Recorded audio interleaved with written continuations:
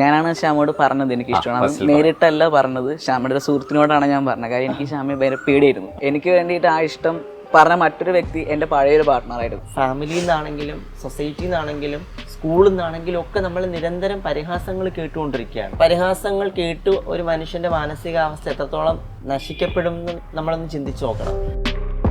ഒരുപക്ഷെ അവൾ ഉണ്ടായിരുന്നെങ്കിൽ ഞാനിങ്ങനെ എൻ്റെ ഈ ഒരു മാറിയുള്ള ജേണി ഏറ്റവും കൂടുതൽ എൻ്റെ വീട്ടിൽ ആക്സെപ്റ്റ് ചെയ്യുന്നത് അവളായിരുന്നു. ഞാൻ അൺഫോർച്ചുനേറ്റ്ലി അവൾ കൂടെ ഇല്ല, പക്ഷെ ആ ഓർമ്മ എൻ്റെ കൂടെ വേണമെന്ന് തോന്നിയുകൊണ്ടാണ് ഈ ഒരു പേര് എൻ്റെ ഒപ്പം ചേർത്തത്. മനുവിനെ സംബന്ധിച്ചിട്ടാണെങ്കിൽ പെൺകുട്ടിയായിട്ട് ജീവിക്കേണ്ടി വന്ന കാലഘട്ടത്തിൽ അനുഭവിക്കേണ്ടി വന്ന അസമത്വങ്ങളെ പറ്റി നല്ല ധാരണയുള്ള ആളാണ്. അന്ന് ഞാൻ കാണുന്ന സമയത്ത് മനു ഇങ്ങനത്തെ രീതിയിലൊരു ഫിസിക്കൽ അപ്പിയറൻസ് ഉള്ള ആളല്ല, പക്ഷെ ഒരു ട്രാൻസ്മസ്കുലിൻ ആണ് എന്നുള്ളത് കാണുന്ന സമയത്ത് തന്നെ ഐഡന്റിഫൈ ചെയ്യാൻ പറ്റിയിട്ടുണ്ട്. നിങ്ങൾ എന്തുകൊണ്ടാണ് ഈ ഒരു കൺവെൻഷണൽ മാരേജ് സിസ്റ്റത്തിനകത്തൂടെ തന്നെ ഇത് കഴിക്കണമെന്ന് ആഗ്രഹിച്ചത്? എന്തോ നമ്മുടെ ഒരു ട്രാൻസിഷൻ്റെ ഒരു പകുതിയൊക്കെ എത്തുന്ന സമയത്താണ് ശരിക്കും പരസ്പരം നമ്മൾ ആ രീതിയിൽ സംസാരിക്കുന്നത്. ഒരുമിച്ച് ജീവിക്കുന്നതിനെ പറ്റിയിട്ടും വിവാഹം കഴിക്കുന്നതിനെ പറ്റിയിട്ടും ഒക്കെ നമ്മൾ സംസാരിക്കുന്നതും ഇഷ്ടങ്ങളെ പറ്റി സംസാരിക്കുന്നതും. ഇപ്പോഴും എൻ്റെ അമ്മ എൻ്റെ പഴയ പേരാണ് വിളിക്കുന്നത്. ആണും പെണ്ണും കെട്ടോ എന്നുള്ള വിളി പലപ്പോഴും കേൾക്കാതിരിക്കുക എന്നുള്ള ഉദ്ദേശം കൂടെ ഉണ്ട് പലരും ഈ സർജറികളൊക്കെ ചെയ്ത് പോരുന്നതിന്. എൻ്റെ ഒരു 7ാം ക്ലാസ്സിലോ അല്ലെങ്കിൽ 8ാം ക്ലാസ്സിലോ പഠിക്കുന്ന സമയത്താണ് ശരിക്കും ഞാനാണല്ല എന്ന നിലയിലേക്ക് ആൾക്കാർ എന്നോട് കളിയാക്കാനും സംസാരിക്കാനും വരുന്നത്. സർജറി ചെയ്തില്ല എങ്കിൽ ആ ശരീരത്തെ കളിയാക്കുന്ന സാഹചര്യവും നമ്മുടെ സമൂഹത്തിലുണ്ട്, പ്രത്യേകിച്ച് കമ്മ്യൂണിറ്റിയുടെ ഇടയിലുണ്ട്. അപ്പൊ സ്ത്രീത്വം എന്നും കളിയാക്കാനും അടിച്ചമർത്താനും ഉള്ളതാണെന്നൊരു പൊതുബോധം നൂറ്റാണ്ടുകളായിട്ട് നമ്മുടെ സമൂഹം ഉണ്ടാക്കി വെച്ചിട്ടുണ്ട്. ഒരു മനുഷ്യര് 100% സ്ത്രീകളും പുരുഷന്മാരും അല്ല, എല്ലാവരിലും മസ്കുലിനിറ്റി ഫെമിനിറ്റി ഉണ്ട്. പുരുഷനാവണമെങ്കിൽ ഇങ്ങനെ ഇരിക്കണമെന്ന് പറയുന്ന ഒരു കൺസ്ട്രക്ട് ഉണ്ടല്ലോ, മീശ ഉണ്ടാവണം, താടി ഉണ്ടാവണം, മസ്കുലിനായിരിക്കണം, കരയാൻ പാടില്ല.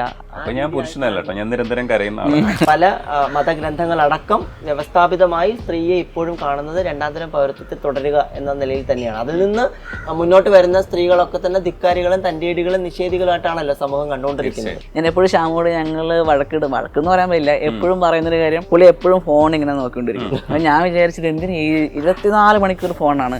ട്രാൻസ് കപ്പിൾ ശ്യാമ എസ് പ്രഭ, മനു കാർത്തികയാണ് നമുക്കിപ്പോൾ. ഹായ്. ഈ മനു കാർത്തികയുടെ പിന്നിൽ എന്താണെന്നുള്ളതാണ് ആദ്യം ചോദിക്കേണ്ടത്. കാർത്തിക എൻ്റെ സിസ്റ്ററാണ്.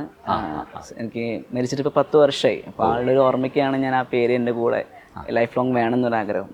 അപ്പോൾ കാരണം ഞാൻ ഒരുപക്ഷെ അവൾ ഉണ്ടായിരുന്നെങ്കിൽ ഞാനിങ്ങനെ എൻ്റെ ഈ ഒരു മാറിയുള്ള ജേണി ഏറ്റവും കൂടുതൽ എൻ്റെ വീട്ടിൽ ആക്സെപ്റ്റ് ചെയ്യുന്നത് അവളായിരുന്നു. ഞാൻ അൺഫോർച്ചുനേറ്റ്ലി അവൾ കൂടെ ഇല്ല, പക്ഷെ ആ ഓർമ്മ എൻ്റെ കൂടെ വേണമെന്ന് തോന്നിയുകൊണ്ടാണ് ഈ ഒരു പേര് എൻ്റെ ഒപ്പം ചേർത്തത്. തീർച്ചയായിട്ടും. നിങ്ങളുടെ രണ്ടുപേരുമായിട്ട് അധികം ഇന്റർവ്യൂസ് ഞാൻ കണ്ടില്ല, ഞാൻ തപ്പി നോക്കി. അപ്പോൾ കല്യാണം വീഡിയോ കിടപ്പുണ്ടായിരുന്നു, എന്ത് പറ്റി ഇന്റർവ്യൂസ് ഒന്നും കൊടുക്കാത്ത അധികം? ഇന്റർവ്യൂ ശരിക്കും വിവാഹത്തിന് മുൻപ് എനിക്ക് തോന്നുന്നു കുറേ അധികം ന്യൂസ് ആയിട്ടുണ്ടായിരുന്നു, അത് പ്രിന്റ് മീഡിയാസിലൊക്കെ വന്നിട്ടുണ്ട്. അപ്പോൾ പറഞ്ഞ കാര്യങ്ങൾ തന്നെ തൊട്ടടുത്ത വിവാഹം കഴിഞ്ഞ ദിവസങ്ങളിലൊക്കെ പറയാനുള്ളൂ. അതിനപ്പുറത്തേക്ക് നമുക്ക് ഒരു എക്സ്പീരിയൻസും ഇല്ലല്ലോ. ആ ഒരു പാറ്റേൺ എന്തായാലും ഫോളോ ചെയ്യണ്ട എന്ന് വിചാരിച്ചു, അതുകൊണ്ട് ഇന്റർവ്യൂ കൊടുത്തില്ല. ഇപ്പൊ ഇന്റർവ്യൂ കൊടുക്കാനുള്ള ഒരു ബലമൊക്കെ ആയി. 2 വർഷം നമ്മൾ ജീവിച്ചു. എങ്ങനെയുണ്ടായിരുന്നു അടിച്ചു പൊളിച്ചുള്ള അടികൂടിയുള്ള ജീവിതം? അങ്ങനെയാണല്ലോ പറയേണ്ടത്. അടിയുണ്ട്, സ്നേഹമുണ്ട്, എല്ലാം ഉണ്ട്, സമാധാനമുണ്ട്, സന്തോഷമുണ്ട്. ഞങ്ങൾ ഒരുമിച്ചാണ്. ഞങ്ങൾ ഫാമിലി, എൻ്റെ വീട് ചാലക്കുടിയാണ്, അപ്പോൾ ഫാമിലി അവിടെയാണ്. ശ്യാമയുടെ വീട് ട്രിവാൻഡ്രത്ത് തന്നെയാണ്, പക്ഷേ ഫാമിലി അമ്മയും സഹോദരനൊക്കെ വേറെ വീട്ടിലാണ്. ഞങ്ങൾ ഒരുമിച്ചിട്ട് ഞങ്ങളുടെ രണ്ടുപേരും ജോലി സൗകര്യം അനുസരിച്ചിട്ടാണ് ഇപ്പോൾ താമസിക്കുന്നത്. 2 വർഷമായിട്ട് ഒരുമിച്ച് ആ വീട്ടിലുണ്ട്, കുഴപ്പമില്ല. ഞങ്ങൾക്ക് 3 പട്ടിക്കുഞ്ഞുങ്ങളുണ്ട്. ഞങ്ങൾ വളരെ ഹാപ്പി ആയിട്ട് പോകുന്നു. ഞങ്ങൾ 5 പേരും സന്തോഷമാണ്. നമ്മളിപ്പോൾ കല്യാണത്തെക്കുറിച്ചും ഈ പ്രേമത്തെക്കുറിച്ചും ഒക്കെ ചോദിക്കുന്നതിന് മുമ്പ് ആദ്യം എല്ലാവർക്കും അറിയാൻ താല്പര്യം ഈ 2 വർഷത്തെ നിങ്ങളുടെ അടികൂടൽ എന്തായിരിക്കും എന്നുള്ളതാണ്. അതവിടെ നിൽക്കട്ടെ. എൻ്റെ ചോദ്യം പക്ഷേ തിരിച്ചാണ്. പ്രണയം എത്രത്തോളം നന്നായി പോകുന്നു രണ്ടുപേരുടെ അഭിപ്രായം? കുഴപ്പമൊന്നുമില്ല. എനിക്ക് തോന്നുന്നത് ഒരു പരിധിവരെ നമുക്ക് പരിമിതികൾ പരസ്പരം മനസ്സിലാക്കാൻ പറ്റിയിട്ടുണ്ടെന്നുള്ളതാണ്. എന്ന് വെച്ചാൽ നമുക്ക് എത്രത്തോളം നമ്മുടെ പൊട്ടൻഷ്യൽ ഉണ്ട്, ഇതുവരെ നമുക്ക് കാര്യങ്ങൾ ചെയ്യാൻ പറ്റും എന്നതിനെ പറ്റി 2 പേർക്കും ധാരണയുണ്ട്. രാവിലെ ചെയ്യുന്ന ചില കാര്യങ്ങളിലാണെങ്കിലും ഒക്കെ എനിക്ക് ചെയ്യാൻ പറ്റിയില്ല എന്നുള്ളതൊന്നും ഒരു പ്രശ്നം ഉണ്ടാക്കുന്ന തരങ്ങളിലേക്ക് നമ്മുടെ ഇടയിൽ മാറുന്നില്ല എന്നുള്ളത് നമ്മുടെ പരിമിതികൾ പരസ്പരം മനസ്സിലാക്കി മുന്നോട്ട് പോകാൻ ശ്രമിക്കുന്നത് കൊണ്ടാണ് മാനേജ് ചെയ്യാൻ പറ്റുന്നത്. അതെ, അത് എനിക്ക് തോന്നുന്നത് അതുകൊണ്ടാണ് നമുക്ക് സസ്റ്റെയിൻ ചെയ്ത് പോകാൻ പറ്റുന്നതാണ് എനിക്ക് മനസ്സിലാക്കാൻ പറ്റിയത്. 2 പേർക്കും ജോലി തിരക്കുകൾ ഉണ്ടെങ്കിലും നമ്മുടേതായ ഇടങ്ങളിൽ നമ്മൾ എത്ര കണ്ട് പരസ്പരം ആ രീതിയിൽ സ്പേസ് കൊടുക്കണം അല്ലെങ്കിൽ സമയം കൊടുക്കണം എന്നതിനെ പറ്റിയിട്ടൊക്കെ ഒരു ധാരണ ഉള്ളത് കൊണ്ട് ഹാപ്പി ആയിട്ട് മുന്നോട്ട് പോകാൻ പറ്റുന്നുണ്ട് എന്നുള്ളതാണ്. ആ ഹാപ്പിനെസ് അപ്പുറത്തും മനുവിനും ഉണ്ടോ എന്നുള്ളത് നമുക്ക് ചോദിക്കാം. പക്ഷേ അതാണ് പ്രധാനപ്പെട്ട ചോദ്യം. ഒരുപക്ഷെ ഞാൻ ഇന്റർവ്യൂവിൽ ഏറ്റവും കൂടുതൽ അന്വേഷിക്കാൻ ശ്രമിക്കുന്നത് നിങ്ങളുടെ ഈ 2 വർഷത്തെ ജീവിതത്തിന്റെ കൊടുക്കൽ വാങ്ങലുകളെ കുറിച്ചായിരിക്കും. പക്ഷെ അതിനു മുമ്പ് മനു, ഈ പ്രണയം പറഞ്ഞ് നമുക്ക് തുടങ്ങാം. കാരണം എന്ന് വെച്ചാൽ നിങ്ങളുടെ പ്രണയത്തെ വിശദമായിട്ട് എനിക്ക് കേൾക്കാനുള്ള അവസരം നിങ്ങൾ തന്നിട്ടില്ലേ. ഇൻ്റർവ്യൂസിലൊക്കെ എനിക്ക് പൊട്ടും പൊടിയൊക്കെ അറിയാവൂ. എവിടെ നിന്നാണ് തുടങ്ങണേ? ഞാൻ 2015 കമ്മിങ് ഔട്ട് നടത്തുന്നത്. ഞങ്ങളുടെ കല്യാണ സമയത്ത് കുറേ മാധ്യമങ്ങൾ എഴുതി 10 വർഷത്തെ പരിചയം പ്രണയമൊന്നും 10 വർഷമൊന്നുമില്ല. 2015 തുടങ്ങി ഞാൻ ക്ഷമയെ കാണുന്നുണ്ട്. പക്ഷെ ആ സമയത്ത് ഞങ്ങൾ രണ്ടുപേരും ഇങ്ങനെയൊരു ചേഞ്ചിലായിരുന്നില്ല. രണ്ടുപേരും കമ്മിങ് ഔട്ട് നടത്തി ആ ഒരു സമയത്ത് തന്നെയാണ്. അതെ അതെ അതെ അതെന്ന് തോന്നുന്നു അല്ലേ. അപ്പോൾ ഞങ്ങൾ അങ്ങനെ ഫിസിക്കൽ ആ ഒരു ചേഞ്ച് വന്നിട്ടില്ല. അപ്പോൾ ഞാൻ ഈ ഒരു കാര്യം ശ്യാമയോട് പറയണ സമയത്ത് എനിക്ക് തോന്നുന്നു ആ സമയത്ത് ഒരു ട്രാൻസ് കപ്പിൾ എന്നൊരു കൺസെപ്റ്റേ ഇല്ല. ഒരു വിവാഹമോ പ്രണയമോ ഒന്നും കേട്ടിട്ടില്ല. അപ്പം നമുക്ക് തന്നെ ഒരു പുതുമയാണ്, അല്ലെങ്കിൽ എന്താ ഇങ്ങനെ എന്നൊരു. പക്ഷേ പ്രണയം പറഞ്ഞപ്പോൾ ശ്യാമ പറഞ്ഞത് നോ ഒന്നും പറഞ്ഞില്ല, നമുക്ക് നോക്കാം, ആദ്യം നീ നിൻ്റെ കാര്യങ്ങൾ ചെയ്യൂ, ഞാൻ എൻ്റെ കാര്യങ്ങൾ ചെയ്യട്ടെ. നമ്മൾ ഉദ്ദേശിച്ച ആ ഹോർമോൺ തെറാപ്പി, നമ്മുടെ സർജിക്കൽ ട്രീറ്റ്മെൻറ്റ്, അതൊന്നും നമ്മൾ ഒരു തുടങ്ങിയിട്ടേ ഉള്ളൂ. അപ്പോൾ അതെല്ലാം കംപ്ലീറ്റ് ചെയ്യട്ടെ. പിന്നെ ജോലിയുടെ കാര്യങ്ങൾ, ഞാൻ ആ സമയത്ത് സ്ഥിരമായ ജോലിയല്ല, പക്ഷെ ജോലിയിലായിരുന്നു. ശ്യാമയും ജോലിയായിരുന്നു. പിന്നെ ശ്യാമ സെല്ലിൽ ജോലിക്ക് ചേർന്നു. പിന്നെ ഞങ്ങൾക്ക് തോന്നി അങ്ങനെ കുറച്ച് നാൾ കഴിഞ്ഞപ്പോഴേക്കും നമ്മുടെ തീരുമാനം വിവാഹമായിട്ട് തന്നെ മുന്നോട്ട് പോകാം എന്ന് വിചാരിച്ച സമയത്ത് പിന്നെ നമുക്കൊരു ഇതുണ്ടായത് ചലഞ്ച് എന്ന് പറയാൻ പറ്റില്ല, ഫാമിലി രണ്ടുപേരുടെയും ഫാമിലി കൂടെ വേണം എന്നൊരു ആഗ്രഹം ഉണ്ടായിരുന്നു. അപ്പോൾ നമ്മൾ കമ്മിങ് ഔട്ട് എടുത്ത സമയത്തെ ഫാമിലിക്ക് ചെറിയൊരു വിഷമവും ആ ഒരു അറിയാമല്ലോ, ചിന്തിക്കാൻ പറ്റും പെട്ടെന്ന് ഇങ്ങനെ മാറ്റം പറയുമ്പോൾ. അപ്പോൾ വളരെ സമയമെടുത്ത് അവരെയും നമ്മുടെ ആ ഒരു നമ്മളെന്താണോ ആ രീതിയിലേക്ക് അവർ നമ്മൾ ഉൾക്കൊള്ളുന്നൊരു സമയം വന്നപ്പോൾ വിവാഹത്തിലേക്ക് പോകാൻ തീരുമാനിച്ചു. അങ്ങനെ രണ്ട് വീട്ടുകാരുടെ സമ്മതത്തോടു കൂടി പോയപ്പോൾ ഒരു സന്തോഷം. അതാണ് ആ ഒരു ഗ്യാപ്പ് എടുത്തത്. ആ ഒരു സമയത്ത് ഞാൻ നല്ല സൗഹൃദത്തിലായിരുന്നു. വിവാഹശേഷമാണ് ഒരുമിച്ച് ജീവിച്ചു ഒരു വീട്ടിലായിട്ട് ഞങ്ങൾ താമസിച്ചു തുടങ്ങിയത്. അതിന് മുമ്പ് വരെ പ്രണയം ഉണ്ടായിരുന്നു. കുറച്ചാൾ പ്രണയിച്ച് പോയി. പിന്നെ വിവാഹം കഴിക്കാൻ തീരുമാനിച്ച് രണ്ട് വീട്ടുകാരുടെയും സമ്മതത്തോടു കൂടി സുഹൃത്തുക്കളെല്ലാം കൂടി ചടങ്ങായിട്ട് നടത്തി അങ്ങനെ ഒഴുപ്പിപ്പോയേ. അപ്പോൾ ശ്യാമ ശരിക്കും മനുവിനെ ആദ്യം ഐഡന്റിഫൈ ചെയ്യുന്നത്, ഇല്ലെങ്കിൽ കണ്ടെത്തുന്നതോ കാണുന്നതോ അങ്ങനെയൊരു സ്ഥലം എവിടെയാ, ഇല്ലെങ്കിൽ ആ ഒരു കാലം പറയും? ശരിക്കും 2014 ശേഷമാണ് കേരളത്തിൽ കുറച്ചുകൂടി ഈ ഗവൺമെന്റിന്റെ ഒക്കെ ഇടപെടലിന്റെ ഒക്കെ ഫലമായിട്ട് കുറച്ചധികം വിസിബിലിറ്റി ഉണ്ടാകുന്നത്. അപ്പം ആ സമയത്ത് പലതരത്തിലുള്ള സംഘടനാ സംവിധാനങ്ങളുണ്ട് കേരളത്തിൽ. അപ്പം സംഘടനകളൊക്കെ പല പരിപാടികൾ ഓർഗനൈസ് ചെയ്യാറുണ്ട് ജില്ലകളിൽ. അപ്പം അന്ന് അതിൻ്റെ ഭാഗമായിട്ടൊക്കെ നിൽക്കുന്ന ആൾക്കാർ എന്നുള്ള നിലയിൽ നമ്മൾ പങ്കെടുക്കാറുണ്ടായിരുന്നു. അങ്ങനെ ഒരു പരിപാടിയിൽ വെച്ചാണ് ശരിക്കും ഞാൻ ആദ്യമായിട്ട് മനുവിനെ കാണുന്നത്. അപ്പം അന്ന് ഞാൻ കാണുന്ന സമയത്ത് ശരിക്കും മനുവായിട്ട് ഇങ്ങനത്തെ രീതിയിലൊരു ഫിസിക്കൽ അപ്പിയറൻസിലുള്ള ആളല്ല. പക്ഷെ ഒരു ട്രാൻസ്മസ്കുലിനാണ് എന്നുള്ളത് കാണുന്ന സമയത്ത് തന്നെ ഐഡന്റിഫൈ ചെയ്യാൻ പറ്റിയിട്ടുണ്ട്. അപ്പോൾ ആ രീതിയിലുള്ള സൗഹൃദം സംസാരം, കാരണം നമുക്ക് എപ്പോഴും ഈ സിസ് ജെൻഡർ ആയിട്ടുള്ള ആൾക്കാരോട് ഇടപെടുന്നതിനേക്കാൾ കുറച്ചുകൂടി ഫ്രീ ആയിട്ട് നമ്മുടെ കമ്മ്യൂണിറ്റി എന്നുള്ള നിലയിൽ ഒരാൾ ഇടപെടാൻ പറ്റുന്നുണ്ട്. അപ്പോൾ അതുകൊണ്ട് കുറച്ച് ക്ലോസ് ആയിട്ട് തന്നെ ഇടപെട്ടിരുന്നു. ആ സമയത്ത് കൂടുതൽ സംസാരിച്ചിരുന്നു, കാര്യങ്ങൾ എവിടെയാണ് അങ്ങനത്തെ രീതിയിലുള്ള. പിന്നെ ഇടയ്ക്ക് നമ്മൾ ഫോണിൽ വിളിക്കാറുണ്ട്, ചാറ്റ് ചെയ്യാറുണ്ട്.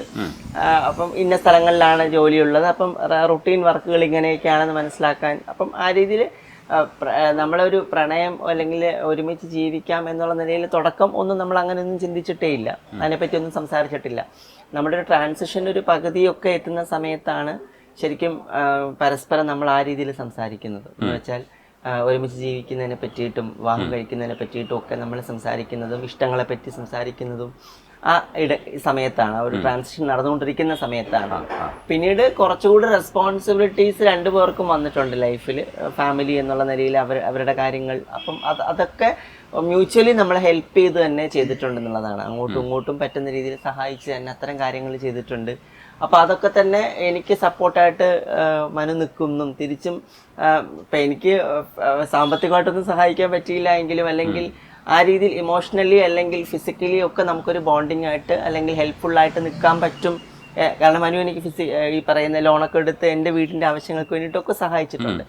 അപ്പോൾ അത് കേവലം അത്തരത്തിലുള്ള റിലേഷൻഷിപ്പിന് അപ്പുറത്തേക്ക് മാനസികമായിട്ട് നമുക്കൊരു അടുപ്പം ഉണ്ടാകുന്നു എന്ന് പറയുന്നത് അവിടെ വെച്ച് ഡെവലപ്പ് ചെയ്ത് വന്ന ഒന്നാണ്. അതിനുശേഷമാണ് പിന്നീട് നമ്മൾ ഒരുമിച്ച് പിന്നെ സിനിമ കാണാൻ പോകാറുണ്ട്, പലയിടങ്ങളിലും അങ്ങനെയൊക്കെ പോയിട്ടൊക്കെ. ഈ ആശ്രയിക്കാനുള്ള ഇടത്ത് ഒരു പ്രണയത്തെ നമ്മൾ ഫിക്സ് ചെയ്യണമെങ്കിൽ കുറച്ചുകൂടെ ഒരു ചായ്വ് വേണമല്ലോ, അതെവിടെ തോന്നി തുടങ്ങിയ ശരിക്കും? അതാ ഞാൻ പറഞ്ഞത്, എല്ലാ കാര്യത്തിലും ഇപ്പം എനിക്ക് ചില കാര്യങ്ങളിൽ ഒരു തീരുമാനം എടുത്ത് അതൊക്കെയാണ് അല്ലെങ്കിൽ അത് ശരിയായിരിക്കും എന്ന് ചിലപ്പോൾ ആശങ്ക വരാറുണ്ട്. അപ്പം ആ സമയങ്ങളിലൊക്കെ തന്നെ അത് ശരിയാകും എന്ന് പൂർണ്ണമായിട്ട് നമ്മളെ സാറ്റിസ്ഫൈഡ് ആക്കുന്ന നിലയിലേക്ക് ഒരു പിന്തുണയാണ് പലപ്പോഴും കിട്ടുന്നത്. നമുക്കൊന്നും തോന്നുന്നു പങ്കാളി എന്നുള്ള നിലയിൽ നമുക്കത് തന്നെയാണ് കിട്ടേണ്ടത്. നമ്മൾ ഇടപെടുന്ന മേഖലകളിൽ നമുക്ക് പിന്തുണ തരിക, നമ്മൾ ഒന്ന് വീക്കാകുന്ന ഇടത്ത് നമുക്ക് വേണ്ട രീതിയിലൊരു എനർജി തരിക എന്നൊക്കെ പറയുന്നത് നമ്മുടെ പങ്കാളിയായിട്ട് നിൽക്കുന്ന ഒരാളുടെ കയ്യിൽ നിന്ന് കിട്ടുകയാണെങ്കിൽ അത് കുറച്ചുകൂടി നമുക്ക് സക്സസ് ആയിട്ട് മുന്നോട്ട് പോകാൻ പറ്റും. ഇത് ഭയങ്കര പ്രായോഗികമായിട്ട് അതല്ല ഞാൻ ചോദിക്കണേ, എപ്പോഴാണ് വീണു പോയെന്നുള്ളതാണ്.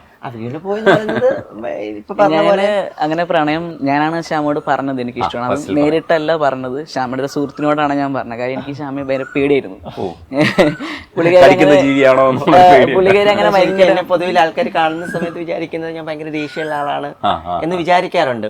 പക്ഷെ അങ്ങനെയല്ല, അത് എന്നെ കാണുന്ന സമയത്ത് വിചാരിച്ചു എന്ന് പറയുന്നതാണ് പ്രശ്നം. ആളങ്ങനെ കുറച്ച് ഭയങ്കര ഞാൻ അങ്ങനെ പേടിയെന്ന് ഉദ്ദേശിച്ചത് പുള്ളി അങ്ങനെ ഭയങ്കര നമുക്ക് ആ സമയത്ത് ഈ പറഞ്ഞ പോലെ പല സംഘടനകളിലൊക്കെ ഒരു LGBT വിഷയങ്ങളിലൊക്കെ കൂടുതൽ അവയർനെസ്സും അല്ലെങ്കിൽ നമ്മുടെ ഒരു ടുഗദർനെസ് എല്ലാം പല സ്ഥലങ്ങളിൽ നടക്കുന്ന സമയത്ത് ഞാൻ പലവട്ടം ശ്യാമയെ കണ്ടു. അപ്പോൾ എനിക്കൊരു ഒരു സ്പാർക്ക് തോന്നി, ഇഷ്ടമാണെന്ന് പറയണോ, പറഞ്ഞാൽ പ്രശ്നമാവും. അപ്പോൾ ശ്യാമയെ ഞാൻ അല്ലാതെ ശ്രദ്ധിക്കുന്ന സമയത്ത് ശ്യാമ അങ്ങനെ ഭയങ്കര ഫ്രീ ആയിട്ട് വർത്തമാനം പറയുന്ന ഒരാളല്ല, എല്ലാവരോടും വളരെ ഗൗരവമായിട്ടൊക്കെ എനിക്ക് തോന്നിയിട്ടുണ്ട്. അപ്പോൾ ഞാനിത് പറഞ്ഞാൽ പ്രശ്നമാവും. കാരണം നമുക്ക് പറഞ്ഞ പോലെ ഒരു മുൻപത്തെ ഒരു എക്സ്പീരിയൻസ് അല്ലെങ്കിൽ വേറൊരു ആളെ ഇതൊന്നും കാണിച്ചു കൊടുക്കാനില്ല. കാര്യം ഞങ്ങൾ രണ്ടുപേരും ട്രാൻസ് ആണ്, ഇങ്ങനത്തെ ഒരു കാര്യം എവിടെ ഞങ്ങൾ കേട്ടിട്ടില്ല.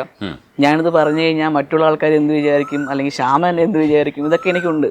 പക്ഷെ ഞാൻ എന്നാലും ശ്യാമയുടെ ഒരു സുഹൃത്തിനോട് ഇങ്ങനെ പറഞ്ഞു. അപ്പോൾ പുള്ളിക്കാർ പറഞ്ഞു ഞാൻ പറഞ്ഞു നോക്കാമെന്നേ ഞാൻ പറയുന്നുള്ളൂ, എനിക്ക് ഉറപ്പൊന്നും പറയാൻ പറ്റില്ല എന്ന് പറഞ്ഞു. പക്ഷെ പറഞ്ഞതിന് ശേഷം ഞാൻ മാക്സിമം ഞാൻ എന്താ ചെയ്യുന്നത് വെച്ചാൽ ഞാൻ ട്രിവാൻഡ്രത്തേക്ക് യാത്ര ചെയ്യാൻ തുടങ്ങി.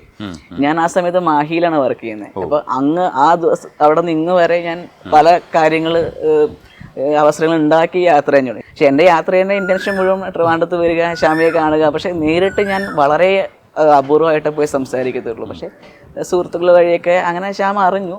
അപ്പോഴും എനിക്ക് നേരിട്ട് സംസാരിക്കാൻ പേടിയായിരുന്നു. പിന്നെ ഞാൻ മെസ്സേജ് അയച്ചിട്ടൊക്കെയാണ്, പക്ഷെ ആളങ്ങനെ റെസ്പോണ്ടും ചെയ്തില്ല. ഒരു വളരെ സാധാരണമായിട്ടുള്ളൊരു ഇതേ ഉള്ളൂ. അല്ല, അന്ന് നമ്മൾ അതിനെ അത്രയും സീരിയസ് ആയിട്ട് കാണുന്നില്ല എന്നുള്ളതാണ്. പക്ഷെ സീരിയസ് അല്ലെങ്കിൽ പോലും അതൊരു പ്രണയത്തിന്റെ ഒരു സാധ്യതയല്ലേ എനിക്ക് തോന്നുന്നു. ആ സമയത്ത് സാധ്യതയാണെന്നുള്ളത് എനിക്ക് മനസ്സിലായിരുന്നു. പക്ഷെ അങ്ങനെ പറയും, ഇപ്പൊ ഒരു സിസ്ജെൻഡർ ആൾക്കാരെ പോലെ ഒരാണ് പെണ്ണിനോട് പ്രണയം പറയും, അങ്ങനെ ഒരു പറയുന്ന ഒരു സിറ്റുവേഷൻ ട്രാൻസിനിടയിൽ അങ്ങനെ സംഭവിച്ചിട്ടില്ല. ഞങ്ങൾ ഇത് പറയുന്ന സമയത്ത് മറ്റൊരു ആളുടെ കാര്യം പറഞ്ഞ് ഇന്ന ആൾ അങ്ങനെയാണ് അങ്ങനെയൊന്നും പറയാനില്ല. അപ്പോൾ ഞാനിത് പറയും, ഞാൻ ചിന്തിക്കുന്ന ഒരു പക്ഷെ അങ്ങനെയായിരിക്കും. ഞാൻ പറഞ്ഞ സമയത്ത് ഇതെന്താ ഇങ്ങനെ പറയുന്നേ എന്നായിരിക്കും ശ്യാമ ചിന്തിച്ചിരിക്കുക. കാര്യം ഞാൻ അങ്ങനെ ഒരു ചേഞ്ചിലേക്ക് കംപ്ലീറ്റ് ഈ ഒരു ഇതിലേക്ക് വന്നിട്ടില്ല. എൻ്റെ ട്രാൻസ്ജെൻഡർ ഞാൻ ഇരിക്കുന്നത് പഴയ രൂപത്തിലാണ്. അപ്പോൾ അതൊക്കെ ഒരു കൺഫ്യൂഷൻ ആവാം. നേരെ ശ്യാമയും പഴയ രൂപത്തിലാണ്. അപ്പോൾ ആ രൂപത്തിൽ ഇത് എങ്ങനെ പോസിബിൾ ആവും, ഈ ഒരു പ്രണയം വർക്കൗട്ട് ആവും, ഇതൊക്കെ ഞങ്ങളും ചിന്തിക്കുന്നുണ്ട്, ചുറ്റുമുള്ള ആൾക്കാരും ചിന്തിക്കാം. ആ ഒരു തോന്നലാകാൻ നമുക്കിങ്ങനെ ആ സമയത്ത് പറയുന്നത് ശരിയാണോ എന്ന് വിചാരിച്ചിട്ടുണ്ടാവുക. ചിലപ്പോൾ അതായിരിക്കും ശ്യാമ അങ്ങനെ ഒരു നോ പറഞ്ഞിട്ടില്ല, നോ എന്ന് ഒരിക്കലും പറഞ്ഞിട്ടില്ല. പക്ഷെ ഗ്യാപ്പ് വളരെ നോക്കാം, അങ്ങനെ ഒരു ഇതായിരുന്നു, ഒഴുക്കം ഉണ്ടായിരുന്നു. ഈ പറഞ്ഞ പോലെ എങ്ങനെ ഇത്തരം റിലേഷൻസ് നമുക്ക് കണ്ടിന്യൂ ചെയ്ത് കൊണ്ടുപോകാൻ പറ്റും, അല്ലെങ്കിൽ ഏത് രീതിയിൽ നിയമപരമായിട്ട് എന്തെങ്കിലും പ്രശ്നങ്ങൾ നിലനിൽക്കും, അതിനെപ്പറ്റി നമുക്ക് ധാരണയില്ല. അപ്പം അത് എങ്ങനെ നമുക്ക് എന്നതിനെപ്പറ്റി ആശങ്കയുള്ളൊരു സമയത്താണ് ആ രീതിയിൽ വരുന്നത്. അപ്പം അതുകൊണ്ട് തന്നെ അതിനെപ്പറ്റി കൂടുതൽ ആലോചിക്കേണ്ടി വന്നിട്ടുണ്ട്. നമ്മളൊരു കൺസെന്റ് കൊടുക്കുന്നതിന് മുമ്പ് തന്നെ അത് എത്രത്തോളം നമുക്ക് ഫീസിബിൾ ആണ് എന്നതിനെ പറ്റി നമ്മളൊന്ന് ചിന്തിക്കണമല്ലോ. അങ്ങനെ ചിന്തിക്കേണ്ടി വന്നിട്ടുണ്ട്. മനുവിന് ഇഷ്ടമായിരുന്നു അപ്പോഴും? ഇഷ്ടമായിരുന്നു എന്ന് വെച്ചാൽ കാണുന്ന സമയത്തൊക്കെ നമുക്ക് അങ്ങനെ ഈ ഹോർമോൺസ് ഒക്കെ എടുക്കുന്ന സമയത്തൊക്കെ ചേഞ്ച് ഭയങ്കരമായിട്ട് എനിക്ക് ഫീൽ ചെയ്തിട്ടുണ്ട് മനുവില്. അപ്പം നമുക്ക് സ്വാഭാവികമായിട്ട് ആ രീതിയിലൊരു പ്രണയമൊക്കെ തോന്നിയിട്ടുണ്ട്, ഇല്ലാന്നൊന്നും പറയുന്നില്ല. അപ്പൊ അതുകൊണ്ടാണല്ലോ നമുക്ക് കുറച്ചുകൂടി ആ രീതിയിലേക്ക് മനുവിനെ കാണുമ്പോൾ സന്തോഷം വരും. അത് മതി. ഓക്കെ, അത് കഴിഞ്ഞിട്ട് പിന്നെ എങ്ങനെ മൂവ് ചെയ്തു അത് പിന്നീട്? കാരണം എനിക്ക് തോന്നുന്നു നിങ്ങൾ രണ്ടുപേരും അമ്മക്കുട്ടികളാണ്, അമ്മയോട് ഭയങ്കര അറ്റാച്ച്മെന്റ് ഉള്ള രണ്ടുപേരാണ്. എങ്ങനെ അവിടെ പറഞ്ഞ് കൺവിൻസ് ചെയ്തു എന്നുള്ളത്? അല്ല, അത് ഭയങ്കര ഇപ്പം എനിക്ക് ഭയങ്കര ശ്രമകരമായിരുന്നു എന്നുള്ളതാണ്. എന്ന് വെച്ചാൽ ഇപ്പോഴും എൻ്റെ അമ്മ എൻ്റെ പഴയ പേരാണ് വിളിക്കുന്നത്. എന്നുവെച്ചാൽ എൻ്റെ പേര് വലിയ ചേഞ്ച് വന്നിട്ടില്ലെങ്കിൽ പോലും അമ്മ എന്നെ ആ പേര് തന്നെയാണ് ഇപ്പോഴും വിളിക്കുന്നത്, എടാന്ന് തന്നെയാണ് ഇപ്പോഴും വിളിക്കുന്നത്. അപ്പം അത് അത്രയും ഇണ്ടത്തിലേക്ക് ഈ വിഷയം ഞാൻ ഇങ്ങനെ ഒരു ചേഞ്ചിലേക്ക് പോയി, അല്ലെങ്കിൽ ഇങ്ങനത്തെ ഒരു വ്യക്തിത്വമാണ് എന്നതിനെ പറ്റി അത്രയും ഉൾക്കൊള്ളാൻ ഇപ്പോഴും കഴിഞ്ഞിട്ടില്ല എന്നുള്ളത് എനിക്ക് തോന്നിയിട്ടുണ്ട്. അല്ലെങ്കിൽ അത് യൂസ്ഡ് ആയതുകൊണ്ടായിരിക്കാം, ചില മാതാപിതാക്കൾ അത്രയും ഇതായിട്ട് അത് യൂസ്ഡ് ആയതുകൊണ്ടായിരിക്കാം ആ രീതിയിൽ സംബോധന ചെയ്യുന്നത്. പക്ഷേ ആ ഒരു സാഹചര്യത്തിൽ പോലും നിരന്തരം പലരെയും, പ്രത്യേകിച്ച് എൻ്റെ പല അധ്യാപകരെയും അടുത്ത് താമസിക്കുന്ന ആൾക്കാരെ കൊണ്ടൊക്കെ ഈ വിഷയത്തിൻ്റെ ഗൗരവം ബോധ്യപ്പെടുത്തേണ്ട സാഹചര്യം വന്നിട്ടുണ്ട്. ഇങ്ങനെ ജീവിക്കേണ്ടി വരുന്നത് അത് നിസ്സാരമല്ല എന്നും അത് എങ്ങനെയാണ് ഇങ്ങനെ മനുഷ്യരുണ്ടാകുന്നതിനെ പറ്റി നമ്മളെപ്പോലെ ഒരുപാട് പേര് ലോകത്തുണ്ട് എന്നതിനെ പറ്റിയിട്ടൊക്കെ അമ്മയോട് ഞാൻ പറഞ്ഞു കൊടുത്തതിനപ്പുറത്തേക്ക് ഒരുപാട് പേരെ കൊണ്ട് പറയേണ്ട സാഹചര്യം വന്നിട്ടുണ്ട്. വീട്ടിലവരെ പ്രത്യേകിച്ച് ബന്ധുക്കളൊക്കെ നെഗറ്റീവായിട്ട് തന്നെയാണ് ഈ വിഷയത്തെ കൺവേ ചെയ്തുകൊണ്ടിരുന്നത്. അപ്പം അതൊക്കെ അമ്മയ്ക്ക് ഭയങ്കരമായിട്ടൊരു നെഗറ്റീവ് ഇമ്പാക്റ്റ് ഉണ്ടാക്കിയിട്ടുണ്ട്. അപ്പം അമ്മ വിചാരിച്ചിരുന്നത് എൻ്റെ കൂടെ ഉണ്ടായിരുന്ന കുറേയധികം ആൾക്കാരാണ് എന്നെ ഇങ്ങനെ മാറ്റിയെടുത്തത്, അല്ലെങ്കിൽ ഞാൻ ഇങ്ങനെ മാറാൻ കാരണം. അപ്പം അതൊക്കെ കിടക്കുന്ന ഒരാളിലേക്ക് ഇങ്ങനത്തെ ഒരു റിലേഷനെ പറ്റി പോലും പറയാൻ ആ സമയത്ത് വലിയ പേടിയൊക്കെ ഉണ്ടായിരുന്നു. എങ്ങനെ അതിനെ റിസീവ് ചെയ്യുന്നതിനെ പറ്റി എനിക്ക് ക്ലാരിറ്റി ഇല്ല. പക്ഷേ കുറേ നാൾ നമ്മുടെ ഒരു ഐഡൻറ്റിറ്റി എങ്ങനെയാണ് ചേഞ്ച്, ഫിസിക്കലി ഒക്കെ ചേഞ്ചൊക്കെ വന്നു. നമ്മൾ ആ രീതിയിലേക്ക് മുന്നോട്ട് പോകാൻ ശ്രമിച്ച സമയത്ത് പിന്നീട് ഒരു പതിയെ ഈ ചെറിയ രീതിയിൽ പങ്കാളിയെ പറ്റിയിട്ട്, മനുവിൻ്റെ വിഷയമല്ല, ശരിക്കും ഒറ്റപ്പെട്ട് ജീവിക്കേണ്ടി വരുമ്പോൾ ഉണ്ടാകുന്ന ഒരു ബുദ്ധിമുട്ടിനെ പറ്റി ഞാനൊന്ന് സംസാരിക്കേണ്ട സാഹചര്യമൊക്കെ വീട്ടിൽ വന്നിട്ടുണ്ട്. അങ്ങനെ നിരന്തരം ആ വിഷയം ഇടയ്ക്കിടയ്ക്ക് സംസാരിക്കാൻ തുടങ്ങി. കാരണം ഇപ്പം ഒറ്റയ്ക്ക് മാറി നിൽക്കേണ്ടി വരുമ്പോൾ നമുക്കുണ്ടാകുന്ന കുറേയധികം ബുദ്ധിമുട്ടുകൾ, അത് നമുക്ക് ഷെയർ ചെയ്യാൻ പറ്റുന്ന മാനസികമായിട്ടാണെങ്കിലും ഒക്കെയുള്ള കാര്യങ്ങൾ കുറേ സംസാരിച്ചപ്പോഴത്തേക്കും പിന്നീട് മനുവിൻ്റെ വിഷയമൊക്കെ ഞാൻ പതിയെ വീട്ടിൽ പറഞ്ഞു തുടങ്ങി. അപ്പോൾ ആദ്യമൊക്കെ അത് ശരിയാവില്ല എന്ന എതിർപ്പും കാര്യങ്ങളൊക്കെ ഉണ്ടായിരുന്നു. പിന്നെ ഞാൻ കുറച്ചുകൂടി അതിനകത്ത് കൂടുതൽ ഇൻവോൾവ് ആണെന്നുള്ള പറ്റി അമ്മ മനസ്സിലാക്കുന്ന സമയത്താണ് പിന്നീട് അപ്പം അങ്ങനെയാണെങ്കിൽ അങ്ങനെ തന്നെ നോക്കാം, അങ്ങനെ ആവട്ടെ എന്നുള്ള. പിന്നെ മനുവിൻ്റെ അമ്മയും എൻ്റെ അമ്മയോട് സംസാരിച്ചു അതിനുശേഷം ആ വിഷയങ്ങൾ. പിന്നെ അവർ തമ്മിലൊക്കെ ഈ വിഷയങ്ങൾ കമ്മ്യൂണിക്കേറ്റ് ചെയ്തിട്ടൊക്കെയാണ്, സംസാരിച്ചിട്ടൊക്കെയാണ്. നിങ്ങൾ എന്തുകൊണ്ടാണ് ഈ ഒരു കൺവെൻഷണൽ മാരേജ് സിസ്റ്റത്തിനകത്തൂടെ തന്നെ ഇത് കഴിക്കണമെന്ന് ആഗ്രഹിച്ചത്? എന്തോ അല്ല, അത് ഈ പറഞ്ഞ പോലെ ഫാമിലി അമ്മമാർ കൂടെ വേണം, അല്ലെങ്കിൽ അവരുടെ കാരണം അമ്മമാർ കൂടെ ഉണ്ടെങ്കിലാണ് പിന്നെയുള്ള ബന്ധുക്കൾ നമ്മുടെ കൂടെ വരത്തുള്ളൂ. അപ്പോൾ എൻ്റെ അമ്മയെ സംബന്ധിച്ചിട്ട് ഞാൻ നേരത്തെ പറഞ്ഞ എൻ്റെ സിസ്റ്റർ മരിച്ചതിന് ശേഷം പിന്നെ അമ്മയ്ക്ക് ഞാൻ മാത്രമേ ഉള്ളൂ. അപ്പോൾ ഞാനിങ്ങനെ ആണെന്ന് കുറേയൊക്കെ അമ്മയ്ക്ക് ആദ്യമേ അറിയായിരുന്നു. പിന്നെ ഞാൻ കംപ്ലീറ്റ് ആയിട്ട് ചേഞ്ച് ആകുമ്പോൾ എൻ്റെ കൂടെ നിന്നത് അമ്മ മാത്രമാണ്.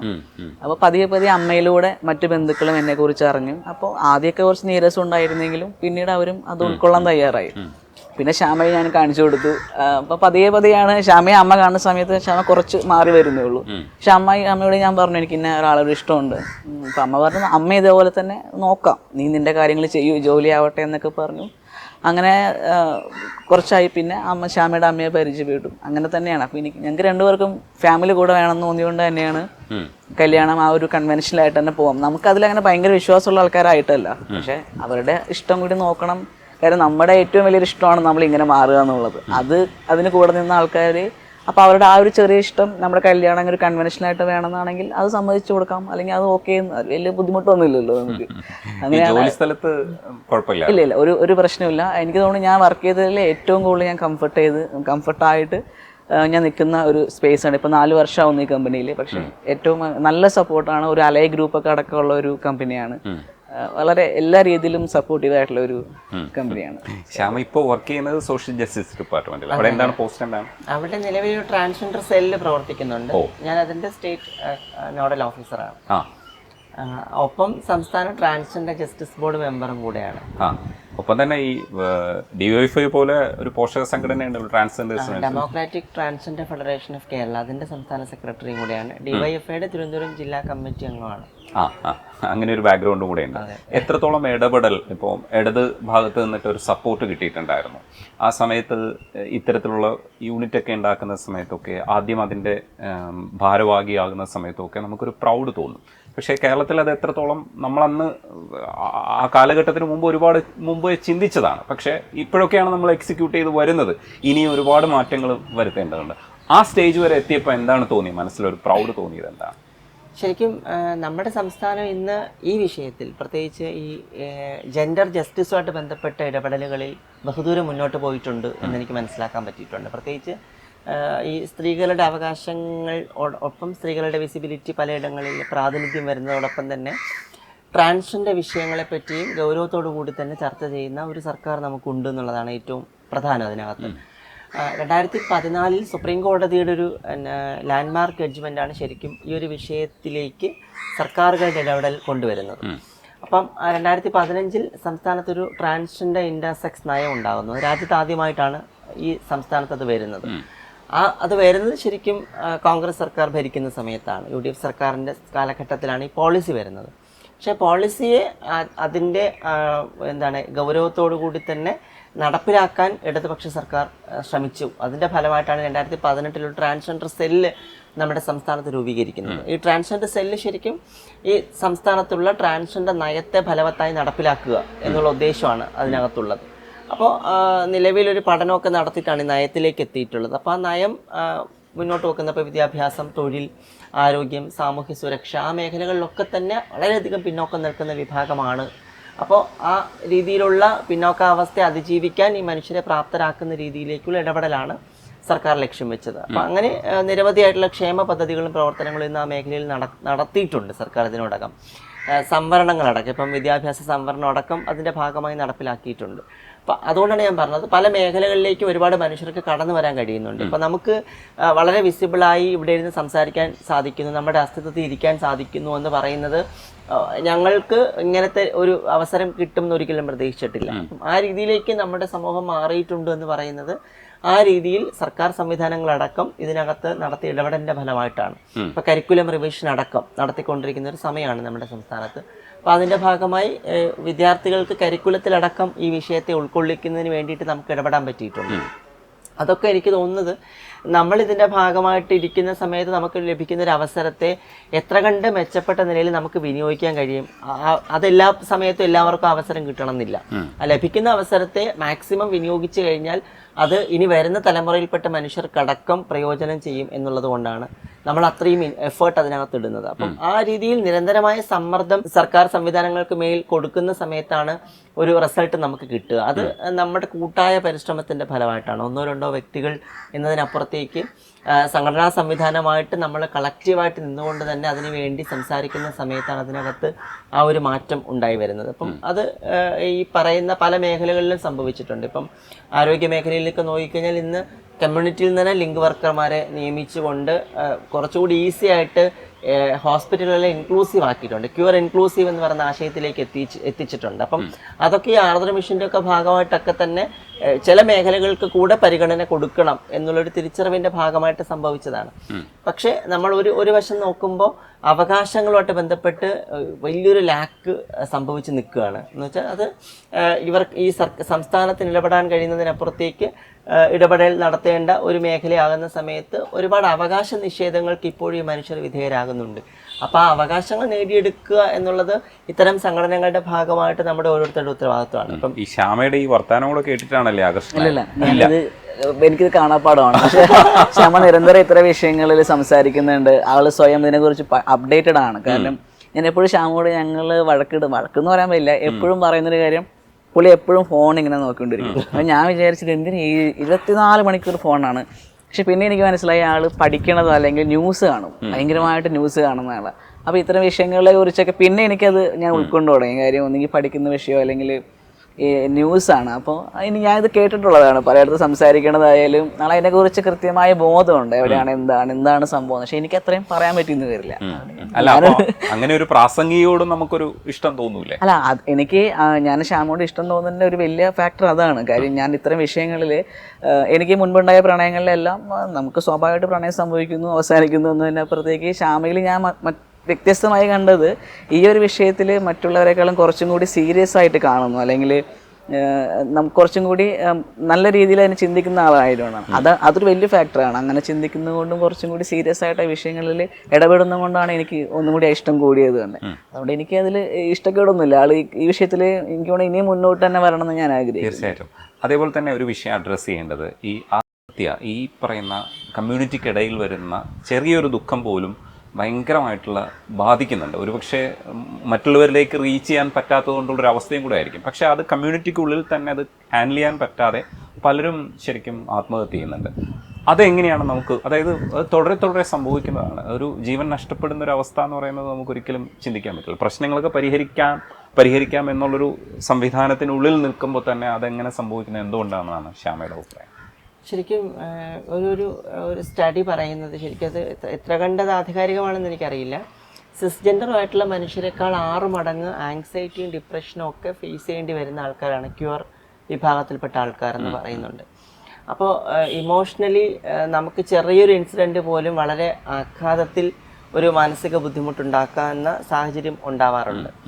പ്രത്യേകിച്ച് ഈ HRT ഒക്കെ എടുക്കുന്ന ആൾക്കാർ, പ്രത്യേകിച്ച് ഹോർമോണൽ റീപ്ലേസ്മെൻറ്റ് തെറാപ്പി ഒക്കെ ചെയ്തുകൊണ്ടിരിക്കുന്ന ആൾക്കാർക്ക് അതിന് ഇൻറ്റൻസിറ്റി കുറച്ചുകൂടെ കൂടാം. അത് പ്രത്യേകിച്ച് നമ്മൾ ചെറിയ പ്രായത്തിൽ തന്നെ ഒന്ന് ചിന്തിച്ച് നോക്കണം. എൻ്റെ ഒരു 7ാം ക്ലാസ്സിലോ അല്ലെങ്കിൽ 8ാം ക്ലാസ്സിലോ പഠിക്കുന്ന സമയത്താണ് ശരിക്കും ഞാനാണല്ല എന്ന നിലയിലേക്ക് ആൾക്കാർ എന്നോട് കളിയാക്കാനും സംസാരിക്കാനും വരുന്നത്. അപ്പോൾ ആ പ്രായത്തിൽ ഞാൻ എന്തുകൊണ്ട് അങ്ങനെ പെരുമാറുന്നു എന്നതിനെ പറ്റി എനിക്ക് ധാരണയില്ല.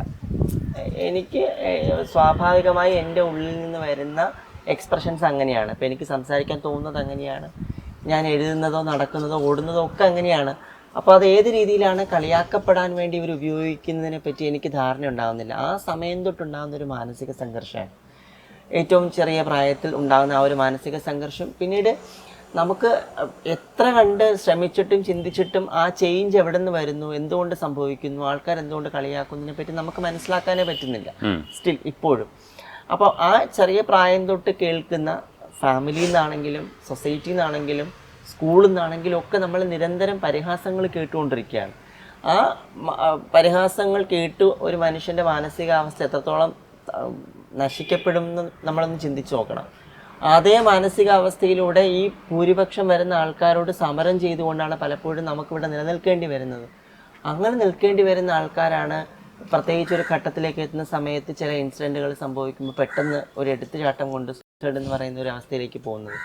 അപ്പം നമുക്ക് മുന്നേ ഒരുപാട് പേർ ഇവിടെ നിന്ന് പോയിട്ടുണ്ട്.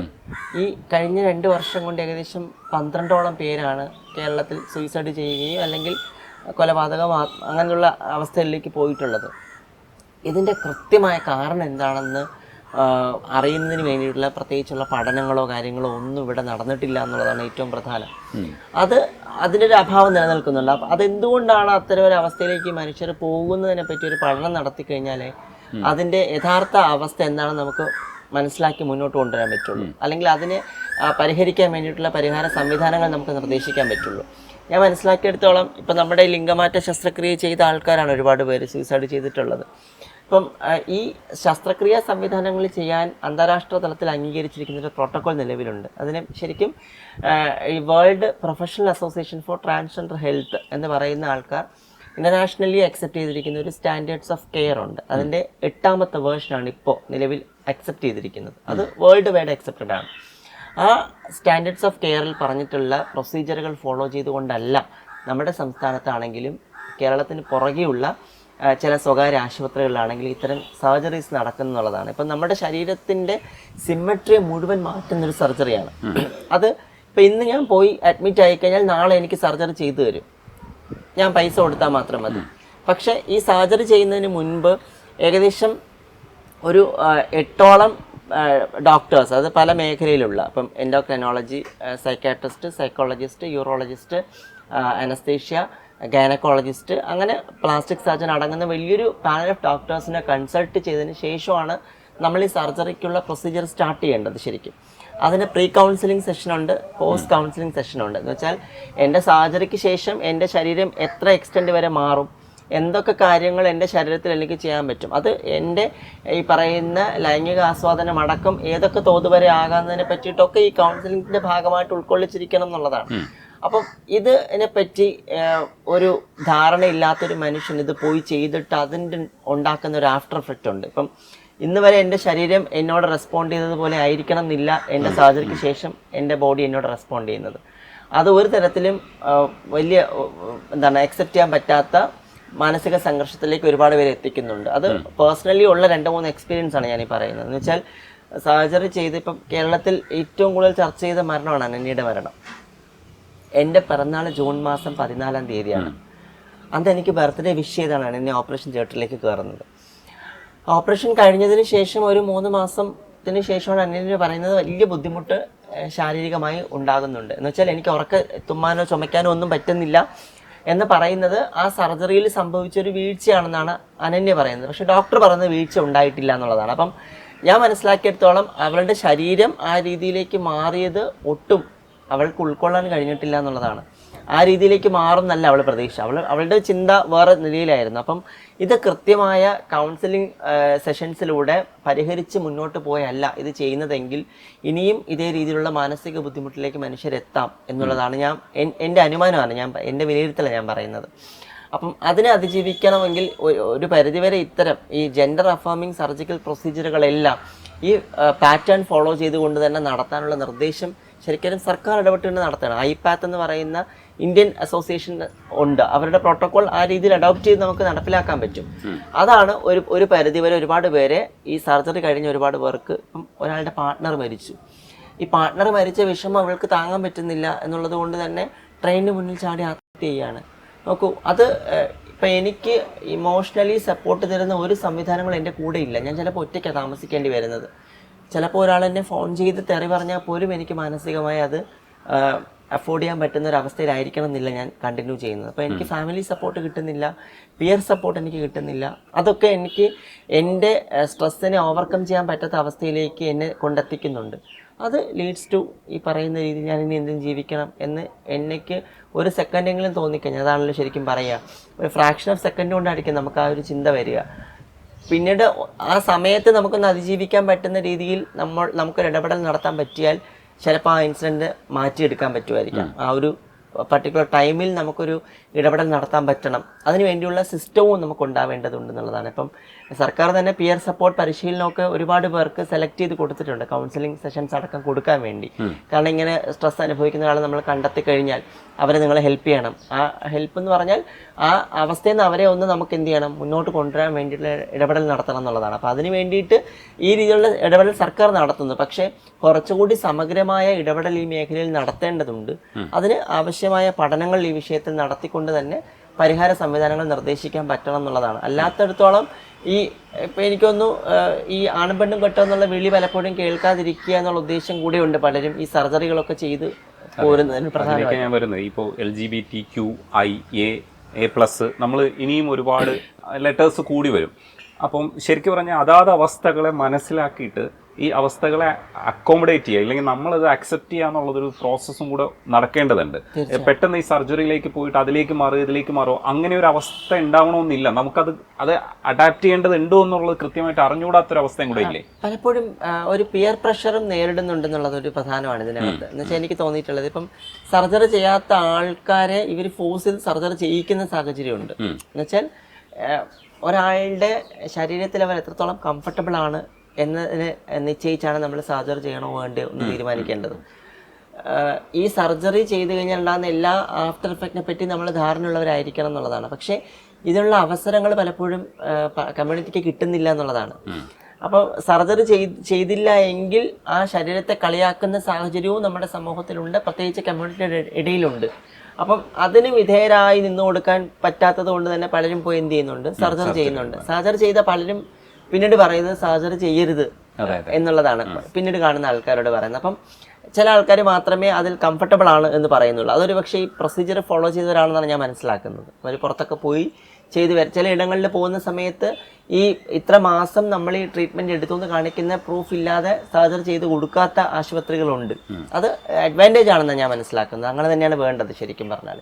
അപ്പം ഈ നിരന്തരമായിട്ടുള്ളൊരു പ്രഷർ പിയറിന്നും കിട്ടുന്നുണ്ട്, അല്ലെങ്കിൽ സമൂഹത്തിൽ നിന്നും കിട്ടുന്നുണ്ട്. ഈ ആണും പെണ്ണും കെട്ടെന്നുള്ള വെളി ഒഴിവാക്കി കിട്ടാൻ വേണം. അപ്പം അതിൻ്റെ ഒക്കെ ഫലമായിട്ടാണ് ഒരുപാട് പേര് സർജറി എന്ന് പറയുന്ന ഒരു ഓപ്ഷനിലേക്ക് പോകുന്നത്. അത് ശരിക്കും ഈ പറയുന്ന ജെൻഡർ ഇൻകോൺഗ്രുവൻസ് എന്ന് പറയുന്ന ഒരു അവസ്ഥയിലൂടെ കടന്നു പോകുന്നത്, അല്ലെങ്കിൽ ജെൻഡർ ഡിസ്ഫോറിയ എന്ന് പറയുന്ന അവസ്ഥയിലൂടെ കടന്നു പോകുന്നവർക്ക് മാത്രമേ ഈ സർജറിയുടെ ആവശ്യം വരുന്നുള്ളൂ. ഈ ലെസ്ബിയനോ ഗേയോ അല്ലെങ്കിൽ ബൈസെക്ഷലോ അല്ലെങ്കിൽ സെക്ഷുവാലിറ്റിയിൽ ഡൈവേഴ്സായിട്ട് നിൽക്കുന്ന ആൾക്കാർക്കാർക്കും ഈ പറയുന്ന സർജറിയുടെ ആവശ്യമൊന്നും വരുന്നില്ല. അവരൊരിക്കലും അവരുടെ ഒരു ജെൻഡറിൽ അവർക്ക് യാതൊരു കോൺഫ്ലിക്റ്റും ഇല്ല എന്നുള്ളതാണ്. അപ്പോൾ ഈ ജെൻഡറിൽ കോൺഫ്ലിക്റ്റ് അനുഭവിക്കുന്ന മനുഷ്യരാണ് പലപ്പോഴും ട്രാൻസ്ജെൻഡർ അല്ലെങ്കിൽ ഇന്റർസെക്സ് മനുഷ്യരെന്ന് പറയുന്നത്. അവർക്കാണ് ഇത്തരം സർജറികൾ വേണ്ടി വരിക. അപ്പോൾ ആ സർജറികളാണ് പലപ്പോഴും ഏറ്റവും കോംപ്ലിക്കേഷൻസ് ഉള്ള, മണിക്കൂറുകൾ വേണ്ട സർജിക്കൽ പ്രൊസീജിയറുകളാണ്. പക്ഷെ അത് പ്രോപ്പറായിട്ട് ചെയ്യാനുള്ള സോഴ്സുകളെ നമുക്ക് ആശ്രയിക്കാൻ പറ്റുന്നില്ല. ഇനി ഈ പിയർ പ്രഷർ കാരണം എങ്ങനെയെങ്കിലും പോയി ചെയ്യേണ്ടി വരുന്നു. അപ്പോൾ അതൊക്കെ തന്നെ വലിയ രീതിയിലുള്ള ബുദ്ധിമുട്ട് ശാരീരികമായിട്ടൊക്കെ ഇത്തരം മനുഷ്യർക്ക് ഉണ്ടാക്കുന്നുണ്ട്. അതൊരു പ്രധാനപ്പെട്ട വിഷയം തന്നെയാണ്. പിന്നെ നിയമം നിലവിലുണ്ട് ഇതുമായിട്ട് ബന്ധപ്പെട്ട്. 2019 ട്രാൻസ്ജെൻഡർ വ്യക്തികളുടെ അവകാശ സംരക്ഷണ നിയമം നിലവിലുണ്ട്. ആ നിയമം നിങ്ങൾ ട്രാൻസ്ജെൻഡർ ആവണമെങ്കിൽ നിർബന്ധമായും സർജറി ചെയ്യണം എന്ന് എവിടെയും പറയുന്നില്ല എന്നുള്ളതാണ്. അത് സർജറി ചെയ്യണമോ വേണ്ടോ എന്നുള്ളത് ഇൻഡിവിജ്വൽ ചോയ്സ് മാത്രമാണ് എന്ന് നിയമം തന്നെ പറയുന്നുണ്ട്. പക്ഷെ ആ നിയമം നിലനിൽക്കുമ്പോഴും ട്രാൻസ്ജെൻഡർ ആവണമെങ്കിൽ നിങ്ങളിത് ചെയ്യണമെന്ന് കമ്മ്യൂണിറ്റിയിൽപ്പെട്ട ആൾക്കാർ തന്നെ പറയുമ്പോൾ കമ്മ്യൂട്ട് ചെയ്ത് വരുന്നൊരു മനുഷ്യനെ സംബന്ധിച്ചിടത്തോളം അയാൾക്ക് ചിന്തിക്കാനോ എന്ത് തീരുമാനം എടുക്കണം എന്നതിനെ പറ്റിയിട്ട് അയാൾക്ക് ഒരു സമയം കിട്ടാത്ത അവസ്ഥ വരുന്നുണ്ട്. അതിനു മുമ്പ് അവരിത് പോയി ചെയ്യുന്നുണ്ട് എന്നുള്ളതൊരു പ്രധാനപ്പെട്ട പ്രശ്നമാണ്. പക്ഷേ ഈ പ്രൊസീജിയറുകൾ കൃത്യമായി ഫോളോ ചെയ്തുകൊണ്ട് ചെയ്യാനുള്ള സംവിധാനവും നമുക്ക് ഉണ്ടാവേണ്ടതുണ്ട്. അത് ഇൻഡിവിജ്വൽ ചോയ്സിൻ്റെ അടിസ്ഥാനത്തിൽ തന്നെ ചെയ്യേണ്ടതും ആവശ്യമാണ്. അത് എൻ്റെ ശരീരത്തിൽ ഞാൻ കംഫർട്ടബിൾ ആണെങ്കിൽ എനിക്ക് ട്രാൻസ്ജെൻഡറായി തന്നെ ജീവിക്കാൻ പറ്റണം എന്നുള്ള രീതിയിലാണ് ഒരു ബോധം എനിക്കുള്ളതെങ്കിൽ ഞാൻ സർജറി ചെയ്യണമെന്ന് ആരെങ്കിലും പറഞ്ഞാൽ തെറ്റിദ്ധാരണയാണെന്ന് മനസ്സിലാക്കാൻ നമുക്ക് പറ്റണം. പക്ഷെ പലപ്പോഴും പല രീതിയിൽ ഇപ്പം എനിക്ക് എത്രത്തോളം അവകാശമുണ്ട്, എനിക്ക് ഇത് ചെയ്യാമോ ചെയ്തുകൂടുന്നതിനെ പറ്റി ഇപ്പോഴും ധാരണയില്ലാത്ത മനുഷ്യർ കമ്മ്യൂണിറ്റി ഇടയിലുണ്ട്. ഏകദേശം 60% വരുന്നവരും അടിസ്ഥാന വിദ്യാഭ്യാസം പൂർത്തിയാക്കാത്ത പോയവരാണ്. അപ്പോൾ സ്വയം എന്നെ റിയലൈസ് ചെയ്യണം. ഇപ്പം എന്താ പറയുക, എനിക്ക് എന്നെ തന്നെ മനസ്സിലാക്കാൻ പറ്റണം. അപ്പോൾ എന്നെ മനസ്സിലാക്കാൻ പറ്റുന്നതോടൊപ്പം തന്നെ എനിക്ക് എൻ്റെ മാനസിക വ്യാപാരങ്ങളെ പറ്റി എനിക്ക് മനസ്സിലാക്കാൻ പറ്റണം. അതിനൊക്കെ നമ്മളൊന്ന് ചിന്തിക്കണം. ആ രീതിയിലേക്ക് പോലും പലപ്പോഴും അവസരങ്ങൾ കിട്ടാത്ത മനുഷ്യർ ഈ കൂട്ടത്തിലുണ്ട് എന്നുള്ളതാണ് ഏറ്റവും പ്രധാനം. അതിനെ കൂടെ നമ്മൾ അഡ്രസ്സ് ചെയ്യേണ്ടതുണ്ട്. മനു, മറ്റൊരു കാര്യം ചോദിച്ചാൽ, ഇപ്പം നിങ്ങൾ രണ്ടുപേരും കമ്മൂട്ടാണ്, എന്നിട്ട് നിങ്ങൾ മാറുകയും ചെയ്തു. ഈ മാറി ഇരിക്കുന്ന രണ്ട് പേഴ്സൺ എന്നുള്ള അർത്ഥത്തിൽ നിങ്ങൾ പരസ്പരം ഒരുമിച്ച് താമസിക്കുന്നുണ്ട്. ഇതൊക്കെയാണല്ലോ വലിയ കാര്യങ്ങളായിട്ട് നമ്മൾ കൈകാര്യം ചെയ്യാൻ പോകുന്നത്. അതായത് നമ്മുടെ ഐഡന്റിറ്റിയുടെ ഏറ്റവും വലിയ പ്രശ്നം നമ്മൾ ഇണയെ തേടുന്നതുമായി ബന്ധപ്പെട്ടും കൂടിയാണ്. അപ്പം ഈ രണ്ടുപേരും കൂടെ ഒരുമിച്ച് താമസിക്കുമ്പോൾ നിങ്ങൾക്ക് തന്നെ കുറേ കാര്യങ്ങൾ ഐഡന്റിഫൈ ചെയ്യാൻ പറ്റിയിട്ടുണ്ടാവും ജീവിച്ച് തുടങ്ങിയതിന് ശേഷം. ഈ 2 വർഷം കൊണ്ട് പുതുതായിട്ട് എന്തൊക്കെയാണ് പഠിച്ചിട്ടുള്ളത് ഈ ഏരിയയിൽ? ഇല്ലെങ്കിൽ രണ്ടുപേരും ഒരുമിച്ച് ജീവിച്ചതുകൊണ്ട് എന്തൊക്കെയാണ് മനസ്സിലാക്കാൻ പറ്റിയിട്ടുള്ളത്? ശാരീരികമായ മെച്ചങ്ങളും പരിമിതികളും. അല്ല, ശ്യാമ പറഞ്ഞ പോലെ തന്നെ ഈ ട്രാൻസ്ജെൻഡർ ആകണമെങ്കിൽ സർജറി കഴിയണമെന്നുള്ള ഒരു അഭിപ്രായം ഇല്ല. അത് സത്യമാണ്, അത് ഞാൻ അംഗീകരിക്കുന്നു. കാര്യം ട്രാൻസ്മെൻ കമ്മ്യൂണിറ്റിക്കിടയിലും ഇങ്ങനൊരു ധാരണയുണ്ട്. ഇങ്ങനെ ഒരു മസ്കുലിൻ ആയി കഴിഞ്ഞാൽ ഇത്രയൊക്കെ സർജറി കംപ്ലീറ്റ് ആയാൽ മാത്രമേ ഒരു മെൻ ആവുള്ളൂ അല്ലെങ്കിൽ ഒരു പുരുഷനാവുള്ളൂ. ഞാൻ അതിനോട് യോജിക്കുന്നില്ല. എനിക്ക് സാറ്റിസ്ഫൈ ആവുന്ന സർജറി മാത്രമേ ഞാൻ ചെയ്തിട്ടുള്ളൂ. ഞാൻ അതിൽ ഓക്കെയാണ്. പക്ഷേ ഇതിനപ്പുറത്തേക്ക് ചെയ്യാൻ ആഗ്രഹമുള്ളവർ ചെയ്തോട്ടെ. പക്ഷെ മറ്റൊരാൾ ചെന്നിട്ട് നീ ഇങ്ങനെ ചെയ്താലേ ഇങ്ങനെ ആവാൻ സാധിക്കൂ എന്ന് പറയുന്നതിനോട് ശ്യാമ പറഞ്ഞു ഞാൻ യോജിക്കുന്നില്ല. ഇപ്പം ഞങ്ങൾ രണ്ടുപേരും ജീവിച്ചതിൽ എനിക്ക് എത്രത്തോളം ശ്യാമയുടെ ലിമിറ്റേഷൻ അറിയാം. ശ്യാമയ്ക്ക് എന്തൊക്കെയാണ്, അല്ലെങ്കിൽ എങ്ങനെയാണ് കാര്യങ്ങൾ. അതേസമയം തിരിച്ച് എനിക്ക് ഹോർമോൺ എടുക്കേണ്ട സമയമാകുമ്പോൾ ഒരു ശ്യാമയായിരിക്കും എന്നെ ഓർമ്മിപ്പിക്കുന്നത്, നീ ഹോർമോൺ എടുത്തില്ലല്ലോ, അല്ലെങ്കിൽ ആ ഒരു സാധനം. അപ്പോൾ അത് ഞങ്ങൾക്ക് രണ്ടുപേർക്ക് അറിയാം. ഞങ്ങളുടെ ഒരു ഫിസിക്കലായിട്ടുള്ള കാര്യങ്ങളിൽ എവിടം വരെയൊക്കെ, അല്ലെങ്കിൽ എന്ത് ഹോർമോൺസ് ആണ്, അല്ലെങ്കിൽ എന്ത് മെഡിസിൻസ് ആണ്, അത് എന്തോരം ഇതിലുള്ളത്. അപ്പോൾ അത് ഞങ്ങൾക്ക് രണ്ടുപേർക്കും പരസ്പരം മനസ്സിലാക്കി അത്തരം കാര്യങ്ങളിലും സർജിക്കലായ ട്രീറ്റ്മെൻറ്റിലേക്ക് ശേഷം വരുന്ന ആഫ്റ്റർ കെയർ കാര്യങ്ങളെല്ലാം അങ്ങോട്ടും ഇങ്ങോട്ടും അറിയാൻ സാധിക്കുന്നുണ്ട്. അപ്പം അതിൽ ഞങ്ങൾക്ക് വേറെ ഒന്നും പ്രത്യേകിച്ചൊന്നും ഇല്ല. അതുപോലെ ഇപ്പം ഞങ്ങൾ രണ്ടുപേരും സർജറി കഴിഞ്ഞതിലും എല്ലാം കഴിഞ്ഞൊന്നും പറയാൻ പറ്റുന്ന ആൾക്കാരല്ല. പക്ഷെ ഞങ്ങൾ രണ്ടുപേരും ഓക്കെയാണ്. ഞങ്ങളുടേതായ കാര്യങ്ങൾക്ക് ഞങ്ങൾക്ക് അതിൽ പ്രശ്നങ്ങളില്ല.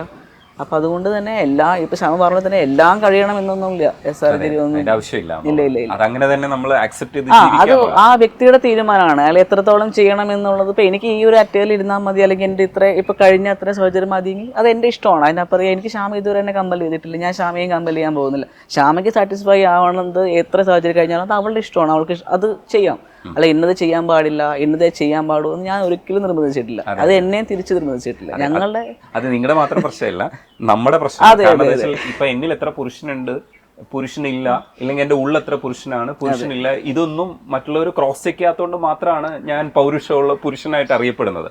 അത് ഞാൻ തന്നെ എന്നെ മനസ്സിലാക്കുകയും ഇല്ലെങ്കിൽ മറ്റുള്ളവർ എന്നെ കൃത്യമായിട്ട് സയന്റിഫിക്കലി അനലൈസ് ചെയ്യുകയും ചെയ്യുമ്പോഴാണ് നമ്മൾക്ക് എത്ര പുരുഷനാണ് എത്ര സ്ത്രീ എന്നൊക്കെ മനസ്സിലാക്കുന്നത്. പരിണാമത്തിന്റെയൊക്കെ ഏരിയയിൽ നിൽക്കുന്ന ചില കാര്യങ്ങളാണ്. നമ്മളെ ഒരു മനുഷ്യര് 100% സ്ത്രീകളും പുരുഷന്മാരും അല്ല. എല്ലാവരിലും മസ്കുലിനിറ്റി ഫെമിനിറ്റി ഉണ്ട്. ഇപ്പൊ നമ്മുടെ പൊതുബോധമാണ് പലപ്പോഴും. ഇപ്പം ചേട്ടൻ പറഞ്ഞ പോലെ പുരുഷനാവണമെങ്കിൽ ഇങ്ങനെ ഇരിക്കണമെന്ന് പറയുന്ന ഒരു കൺസ്ട്രക്ട് ഉണ്ടല്ലോ. മീശ ഉണ്ടാവണം, താടി ഉണ്ടാവണം, മസ്കുലായിരിക്കണം, കരയാൻ പാടില്ല, അങ്ങനെയൊക്കെയുള്ള ഒരു സ്റ്റീരിയോടിപ്പിക്കൽ കൺസ്ട്രക്ട് ഉണ്ട്. അതിന്റെ ബേസിലാണ് ഇപ്പോഴും നമ്മൾ സൊസൈറ്റിയിൽ സ്ത്രീകളും പുരുഷന്മാരും ഒക്കെ മനുഷ്യരെ കാണുന്നത്. അത് നമ്മൾ കരയണം, കരയേണ്ട സാഹചര്യത്തിൽ നമ്മൾ കരയണം, ചിരിക്കേണ്ട സമയത്ത് നമ്മൾ ചിരിക്കണം. നമ്മുടെ പരിമിതികളെയും നമ്മുടെ സാധ്യതകളെയും നമ്മൾ പരമാവധി മനസ്സിലാക്കി നമ്മൾ അത് എക്സ്പ്ലോർ ചെയ്യണം എന്ന് തന്നെയാണ് എനിക്ക് തോന്നിയിട്ടുള്ളത്. അത് നമ്മളങ്ങനെ റിജിഡായിട്ട് തുടരേണ്ട ആൾക്കാരല്ല, നമ്മൾ ആസ്വദിച്ച് ജീവിക്കേണ്ട മനുഷ്യരാണ്. ഈ ബൈസെക്ഷൽ ആയിട്ടുള്ള ആൾക്കാർക്ക് കുറച്ചുകൂടെ എക്സ്പ്ലോർ ചെയ്യാൻ കഴിയുമെന്നാണ് ഞാൻ വിശ്വസിക്കുന്നത്. അതല്ലേ ഞാൻ തീർച്ചയായിട്ടും ഇപ്പൊ ഞങ്ങൾ രണ്ടുപേരും സഞ്ചരിക്കുന്ന സമയങ്ങളിലെ ചില കാര്യങ്ങളിൽ റിയാക്ട് ചെയ്യാൻ പക്ഷെ എന്നെക്കാളും ശ്യാമ ആദ്യം അത് ചെയ്യും.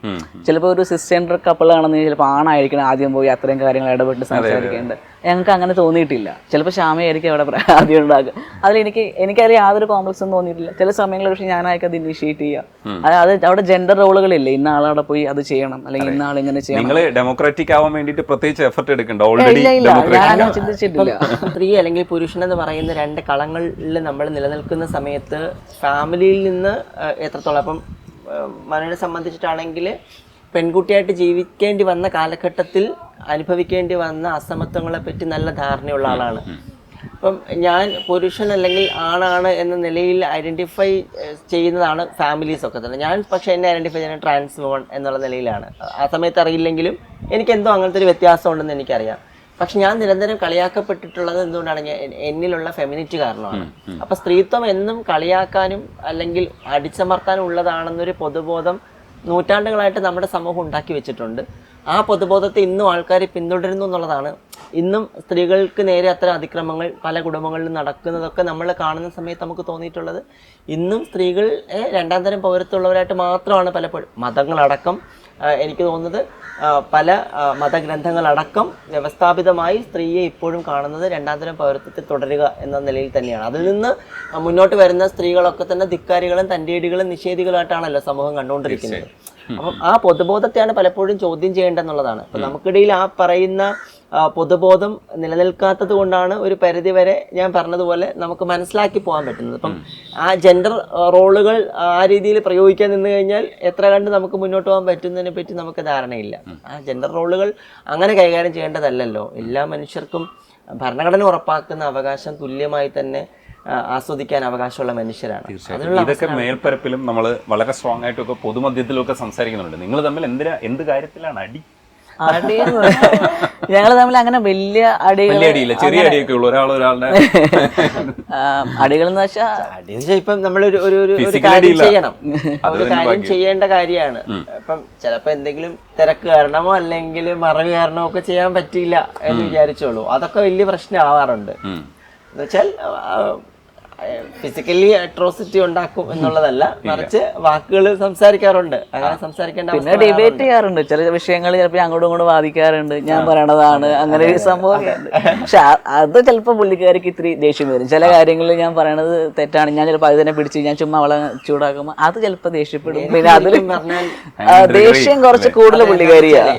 ശരിക്കും ചില കാര്യങ്ങൾ നമ്മൾ അനുഭവിച്ച് വന്ന ചില വിഷയങ്ങൾ നമ്മൾ മനസ്സിലാക്കാതെ ചില സ്റ്റേറ്റ്മെൻറ്റുകൾ പറയാൻ ശ്രമിക്കുമ്പോൾ അത് എനിക്ക് ഹേർട്ട് ചെയ്യാറുണ്ട്, അല്ലെങ്കിൽ ഞാനത് ചോദ്യം ചെയ്യാറുണ്ട്. എന്ന് വെച്ചാൽ പൊതുബോധത്തിന് പിന്തുണയ്ക്കുന്ന ചില നിലപാടുകൾ എടുക്കുമ്പോൾ അത് എന്നെ സംബന്ധിച്ച് ഞാൻ അടികൂടിയാലും ഞാൻ കുറച്ച് ദേഷ്യപ്പെടുന്നത് ശ്യാമീകരിക്കും. അത് എനിക്ക് ആളുടെ നേച്ചറാണ്, അത് ഞാനിപ്പോൾ മനസ്സിലാക്കുന്നത്. എനിക്കതിൽ ഒരു പരാതിയൊന്നുമില്ല. ഞാൻ ചിലപ്പോൾ ആൾക്കാർ പറയും നിങ്ങൾക്ക് ആ ഒരു ഫീമെയിൽ ഇതുള്ളതുകൊണ്ടാണ് അങ്ങനെ, പക്ഷെ ഞാൻ അങ്ങനെ ചിന്തിക്കുന്നില്ല. ഞാൻ ശ്യാമയെ മനസ്സിലാക്കുന്നു ഞാൻ ചിന്തിക്കുന്നത്. അവിടെ ശ്യാമ നേരത്തെ പറഞ്ഞ പോലെ ഞാനൊരു ഫീമെയിലായിട്ട് ഒരു 24 അത്രയും വയസ്സ് വരെ ജീവിച്ച ആളാണ് എൻ്റെ വീട്ടിൽ. അപ്പോൾ എൻ്റെ വീട്ടിൽ ഞാൻ 2 പെൺകുട്ടികൾ മൂത്ത ആളായിരുന്നു. സ്വാഭാവികമായിട്ടും ഞാൻ കേട്ടിരിക്കുന്നത് നീ ഒരു പെൺകുട്ടിയാണ്, നീ ഇങ്ങനെ പോലെ ചെയ്യണം, അങ്ങനെ കേട്ട് കിടന്ന് അങ്ങനെ. അപ്പോൾ എൻ്റെ ഉള്ളിൽ കിടക്കുന്ന ആ ഒരു സംഭവം ഇപ്പോൾ ശ്യാമയോട് ഞാൻ കാണിക്കുമ്പോൾ അതിൻ്റെ ബുദ്ധിമുട്ട് അറിഞ്ഞ ഒരാളാണ് ഞാൻ. അപ്പം ഞാൻ തന്നെ ആളോട് കാണിക്കുന്നത് ശരിയല്ലല്ലോ. അപ്പോൾ ചില സമയത്ത് അങ്ങനത്തെ കാര്യങ്ങളൊക്കെ ഉണ്ട്. അപ്പം എനിക്ക് ശ്യാമയെ അറിയാം, ശ്യാമ എത്രത്തോളം ആണ് ദേഷ്യപ്പെടും, ആ ദേഷ്യം എത്രത്തോളം നിൽക്കും എന്നുള്ളത് ഇന്ന് അതേമാതിരി 2 വർഷം കഴിയുമ്പോൾ നമുക്ക് മനസ്സിലാക്കാൻ പറ്റുന്നുണ്ട്. കല്യാണം കഴിഞ്ഞ ഉടനെ അത് ചിലപ്പോൾ അറിഞ്ഞു എന്ന് വരില്ല. ഇപ്പോൾ 2 വർഷം കഴിയുമ്പോൾ നമുക്ക് സ്വാഭാവികമായിട്ട് അറിയാം ഇത്രത്തോളം ആൾ പറയൂ, ആ ദേഷ്യപ്പെട്ട് എത്രത്തോളം ഉണ്ടാവും എന്നുള്ളത് അറിയാം. ഞാൻ സ്വാഭാവികമായിട്ട് അവിടെ കാമാവുകയും ചെയ്യും. അതിൽ ഞാൻ അങ്ങനെ ഇതുകൊണ്ട് ഞാൻ കാമാവുന്നതുകൊണ്ട് എനിക്ക് പ്രശ്നം തോന്നുന്നില്ല. ഞാൻ എൻ്റെ പാർട്ട്ണറിനെ മനസ്സിലാക്കുന്നതിനപ്പുറത്തേക്ക് എനിക്കതിൽ വലിയ ഒരു പൊളിറ്റിക്സ് കൊണ്ടുവരേണ്ട കാര്യമില്ലെന്ന് തോന്നി. ഒരു കാര്യം കൂടെ ഉള്ളത് ഈ കാര്യത്തിൽ തന്നെ, ഇപ്പോൾ നമ്മളൊരു അറേഞ്ച്ഡ് മാരേജും ലവ് മാരേജും ചർച്ച ചെയ്യുമ്പോൾ തന്നെ നിങ്ങളുടെ മാരേജിന് ഇങ്ങനെ ഒരു ഫെയിലിയർ സംഭവിക്കരുത് എന്ന് എല്ലാവർക്കും ആഗ്രഹമുണ്ട്, കമ്മ്യൂണിറ്റിക്ക് ആഗ്രഹമുണ്ട്, നിങ്ങൾക്ക് രണ്ടുപേർക്കും ആഗ്രഹമുണ്ട്. അതൊരു പ്രഷർ പോയിന്റിലേക്ക് നിങ്ങളെ കൊണ്ടുവന്ന് നിർത്തുമോ? ഇങ്ങനെ നമ്മൾ അടിച്ചു പിരിയാൻ പാടില്ല എന്നുള്ളത് കോൺഷ്യസ്നെസ്? നമ്മൾ ആ വിഷയവും സംസാരിച്ചിട്ടുണ്ട്. ഇപ്പം നമുക്ക് ഏതെങ്കിലും ഒരു ഇൻസ്റ്റന്റില് ചില പ്രശ്നങ്ങളുണ്ട്, നമുക്ക് ഒരുമിച്ച് പോകാൻ പറ്റില്ല എന്ന് നമുക്ക് തോന്നിക്കഴിഞ്ഞാൽ നമ്മൾ രണ്ടുപേരും മാറി നിൽക്കണം, അല്ലെങ്കിൽ ബ്രേക്ക് എടുത്ത് തന്നെ പോകണം. ബ്രേക്ക് എടുത്ത് തന്നതിന് ശേഷം വീണ്ടും നമ്മളതിനെ പറ്റി സംസാരിക്കണം ഈ വിഷയങ്ങൾ. അങ്ങനെ ശത്രുക്കളായിട്ട് അങ്ങനെ പിരിഞ്ഞ് പോവേണ്ടതല്ല. നമുക്കിടയിൽ അത്തരം പ്രശ്നങ്ങളുണ്ടെങ്കിൽ നമുക്കത് സോൾവ് ചെയ്ത് പോകാൻ പറ്റുമോ ഇല്ലയോ എന്നതിനെ പറ്റി നമ്മൾ സംസാരിക്കണം. പറ്റിയില്ല എങ്കിൽ നമ്മൾ സെപ്പറേറ്റ് ആയിട്ട് തന്നെ ജീവിക്കാൻ ശ്രമിക്കണം എന്ന് രണ്ടുപേരും പറഞ്ഞിട്ടുണ്ട്. ഇത് പ്രേമമുള്ളപ്പോൾ പറയുന്നതാണ്. പ്രേമം നശിക്കുന്ന സമയത്ത് നമ്മൾ പഴയതുപോലെ തന്നെ എല്ലാ രീതിയിലും സംസാരിച്ചിട്ടുണ്ട്. അങ്ങനെ നമുക്ക് അങ്ങനെ ദേഷ്യപ്പെടേണ്ട കാര്യമില്ലല്ലോ. അല്ല, നമ്മളിപ്പോ എല്ലാ കമിതാക്കളും പരസ്പരം പറയുന്നത് നമുക്കൊരു ചായ കുടിച്ച് പിരിയാം, ആ സ്റ്റൈലായിരിക്കണം നമ്മൾ നമുക്ക് അങ്ങനത്തെ ഒരു പ്രഷർ ഇല്ല. ഇപ്പൊ വെച്ചാല് എന്നെ സംബന്ധിച്ചിടത്തോളം ഞാൻ മനസ്സിലാക്കുന്ന ആരും സ്ട്രഗിൾ ചെയ്ത് ഒരു ലൈഫിൽ തുടരേണ്ട ആൾക്കാരല്ല എന്നുള്ളതാണ്. അല്ലേ? ഇപ്പം നമുക്ക് ഇൻഡിവിജ്വലായിട്ട് നിൽക്കാനുള്ള എല്ലാ സ്പേസും റൈറ്റും ഒക്കെ ഉണ്ടെങ്കിൽ നമ്മൾ ആരെയും സ്ട്രഗിൾ ചെയ്ത് നീ എന്നോടൊപ്പം ജീവിച്ചേ പറ്റൂ, അല്ലെങ്കിൽ നമ്മൾ ഒരുമിച്ച് ജീവിച്ചില്ലെങ്കിൽ നമ്മോടൊപ്പം നിൽക്കുന്ന അവർക്കൊന്നും, നമ്മൾ വിവാഹം കഴിഞ്ഞ് നമ്മൾ ജീവിക്കുന്നു, നമ്മുടെ കാര്യത്തിൽ അവരെല്ലാം കൺസേൺ ആവുന്നുണ്ടോ? ഇല്ല. കൺസേൺ ആവുന്നുണ്ടോ ഇൻ ദ സെൻസ് എന്ന് പറഞ്ഞാൽ നമ്മൾ പിന്നീട് എങ്ങനെ ജീവിക്കുന്നതിനെ പറ്റി ഒരുപാട് ആശങ്കപ്പെടുന്ന ആൾക്കാരൊന്നും ആയിരിക്കണം എന്നില്ല എല്ലാവരും. നോക്കുന്നുണ്ടാവാം, പക്ഷെ നോക്കുമ്പോഴും നമ്മൾ അവർക്ക് വേണ്ടി സ്ട്രഗിൾ ചെയ്ത് ലൈഫിൽ കണ്ടിന്യൂ ചെയ്യേണ്ടതില്ല. പക്ഷെ ഫാമിലിക്ക് വേണ്ടിയിട്ടോ അല്ലെങ്കിൽ ഫ്രണ്ട്സിന് വേണ്ടിയിട്ടോ ആർക്ക് വേണ്ടിയിട്ടും സ്ട്രഗിൾ ചെയ്ത് മുന്നോട്ട് പോകേണ്ട ആൾക്കാരെ അല്ല ഒരു വ്യക്തിയും എന്നുള്ളതാണ്. അപ്പൊ നമുക്ക് അതില് എനിക്കൊരു കാര്യം പറയാനുള്ളത്, ഞങ്ങൾ എവിടെയും പറഞ്ഞിട്ടില്ല, ഞാൻ ശ്യാമോട് ഇഷ്ടം പറയുന്നതിന്റെ കൂട്ടത്തിൽ എനിക്ക് വേണ്ടിയിട്ട് ആ ഇഷ്ടം പറഞ്ഞ മറ്റൊരു വ്യക്തി എൻ്റെ പഴയൊരു പാർട്ട്ണറായിരുന്നു. ഞങ്ങൾ വളരെ ആലോചിച്ച് ഞങ്ങൾക്ക് മുന്നോട്ട് പോകാൻ പറ്റില്ല എന്ന് തീരുമാനിച്ച് കൃത്യമായിട്ട് മനസ്സിലാക്കി നല്ല സുഹൃത്തുക്കൾ ഇപ്പം പോകുന്ന ആൾക്കാരാണ്. അപ്പോൾ അത് അങ്ങോട്ടും ഇങ്ങോട്ടും മനസ്സിലാക്കി നമ്മുടെ ഒരു പാർട്ട്ണർഷിപ്പിൽ പോകാൻ പറ്റില്ല എന്ന് തിരിച്ചറിഞ്ഞ് ആ വ്യക്തി തന്നെയാണ് ശ്യാമോട് എനിക്ക് വേണ്ടി സംസാരിച്ചില്ല. അപ്പൊ അവിടെ നമുക്ക് ഇന്ന് ഞങ്ങളുടെ നല്ല സുഹൃത്തുക്കളാണ്. എനിക്ക് മനസ്സിലായി. അല്ല, അതിലാണ് ഞാൻ പറഞ്ഞത് ഇന്ന് ഞങ്ങള് ഇപ്പം ഇവര് രണ്ടുപേരും നല്ല സുഹൃത്തുക്കളാണ്. അവളും വിവാഹം കഴിഞ്ഞിട്ടുണ്ട്, കുട്ടിയുണ്ട്. പക്ഷെ നമ്മളൊരു ഫാമിലി ആയിട്ടാണ് വരുന്ന സമയത്താണെങ്കിലും അവിടെ നമുക്ക് ആ പഴയ പ്രണയത്തിന്റെ അംശങ്ങളും ഞങ്ങൾ പരസ്പരം മനസ്സിലാക്കിയിട്ടുണ്ട്. നമുക്ക് പറ്റില്ല, പ്രണയിക്കാൻ പറ്റുമെങ്കിൽ വേണ്ട, നല്ല സുഹൃത്തുക്കളായിരിക്കാം. ആ വ്യക്തിയാണ് മനുവിന് നിന്നെ ഇഷ്ടമാണ്, ഇന്ന കാര്യങ്ങളാണ് ചെന്ന് സംസാരം. അപ്പൊ ആ ഒരു കാര്യം കൂടി ശ്യാമ ആ സമയത്ത് ചിന്തിച്ചു. കാരണം ആ വ്യക്തി തന്നെ ചെന്ന് പറയുമ്പോൾ പക്ഷെ മനുവിന്റെ ക്വാളിറ്റി ഒരു പക്ഷേ ആ കുട്ടിക്ക് കുറച്ചുകൂടി അറിയാൻ പറ്റുമായിരിക്കും. അതും ഒരു റീസൺ ആണ് എൻ്റെ അടുത്ത് യെസ് പറയാനുള്ള ഒരു കാരണത്തിൽ. അപ്പൊ അങ്ങനെ ഞാൻ ചിന്തിക്കുമ്പോൾ എനിക്ക് ചിലപ്പോൾ ഇവിടെയും ശ്യാമയോട് ഇനി പറ്റില്ല എന്നുണ്ടെങ്കിൽ ഞങ്ങളത് ചിലപ്പോൾ നമ്മൾ അങ്ങനെ സംസാരിക്കുന്നുണ്ട് കേട്ടോ. അല്ല, അതിലതിനെ അങ്ങനത്തെ രീതിയിൽ നമ്മൾ സ്ട്രഗിൾ ചെയ്ത് തുടരണം എന്ന് നമുക്ക് രണ്ടുപേർക്കും തീരുമാനമില്ല എന്നുള്ളതാണ്. കാരണം ഞാൻ എങ്ങനെ ചിന്തിക്കുന്ന ആളാണ്. ഞാൻ ഒരുപാട് സ്ട്രഗിൾ ചെയ്തിട്ടാണ് ഈ ഒരു എൻ്റെ ലൈഫ് ഇങ്ങനെ ആവുന്ന ഒരിക്കലും ഞാൻ വിചാരിച്ചിട്ടില്ല. അപ്പോൾ ഏറ്റവും സമാധാനപരമായിട്ട് എത്രത്തോളം മുന്നോട്ട് പോകാൻ പറ്റും അത്ര ജീവിച്ചാൽ മതി. എനിക്ക് അങ്ങനെ ഒരുപാട് കാലം ഇഷ്ടപ്പെട്ട ആളെ പിടിച്ചു വെച്ച് ജീവിക്കണം എന്നൊന്നുമില്ല. എൻ്റെ കൂടെ ജീവിക്കാൻ ഇഷ്ടമുള്ള കൂടെ ഉണ്ടെങ്കിൽ അയാൾക്കും കൂടി സമ്മതപ്പെടുന്ന കാലം വരെ ജീവിച്ചു പോവാം. അതിനപ്പുറത്തേക്ക് പിടിച്ചു വെച്ചിട്ട് ആരുടെ സ്നേഹമൊന്നും നമുക്ക് പിടിച്ചാണ്ടായില്ല.